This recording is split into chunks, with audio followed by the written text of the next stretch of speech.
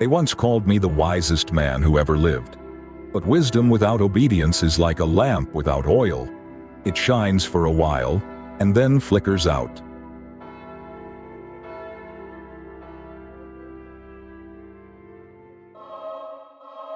I remember the days when glory filled the temple, when priests could not stand to minister because the cloud of his presence was too thick. Israel rejoiced. Kings and queens came from distant lands to hear the words God placed on my tongue. Even the Queen of Sheba said, "The half was not told." Yet even then, beneath the golden cedar, there was a whisper in my soul, a longing not for more wisdom, but for more love. I loved many women, daughters of kings, Moabite, Ammonite, Sidonian, Hittite. Their eyes carried the stories of their gods, and I, in my pride, thought love could conquer difference.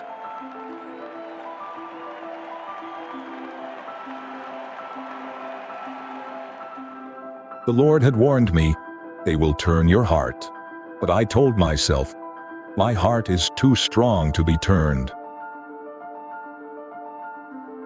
Love became the thread that slowly untied me from obedience. I didn't fall overnight. I drifted, one compromise at a time. Soon, the hills east of Jerusalem were no longer holy. Altars rose like weeds, one for Ashtoreth, goddess of the Sidonians, another for Chemosh, the god of Moab, another for Molech, whose fires swallowed children. The hands that once built the temple of Yahweh now built shrines to stone. I told myself it was diplomacy, that peace required tolerance, but peace built on disobedience is a treaty with decay. And though the city sang my praises, heaven grew silent.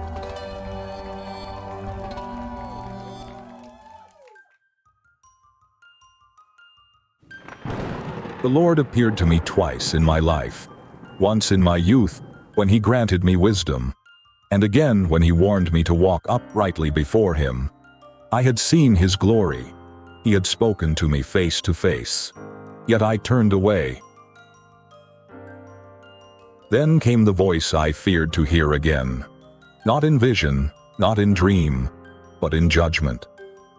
"Since you have not kept my covenant, I will tear the kingdom from your hand and give it to your servant." My heart trembled, but even in wrath, his mercy spoke. "For David's sake, not in your days. Your son will bear the tearing." Grace, still shining through the cracks of my failure. Then the peace I had built began to crumble. Hadad of Edom rose from the ashes of David's old wars. Rezon seized Damascus, breathing hatred toward Israel. The borders once secured by my father's sword now burned under the weight of my disobedience. Every adversary was a mirror of my own rebellion. When a man turns from God, even creation seems to turn against him. Then came the prophecy that sealed my fate. Jeroboam, one of my own servants, met a prophet in the wilderness. Ahijah tore his new cloak into 12 pieces and said, "Take 10. The Lord will give you 10 tribes." Even my enemies were chosen by God's hand. I tried to silence the prophecy. I sent men to kill Jeroboam, as if steel could stop what heaven had spoken.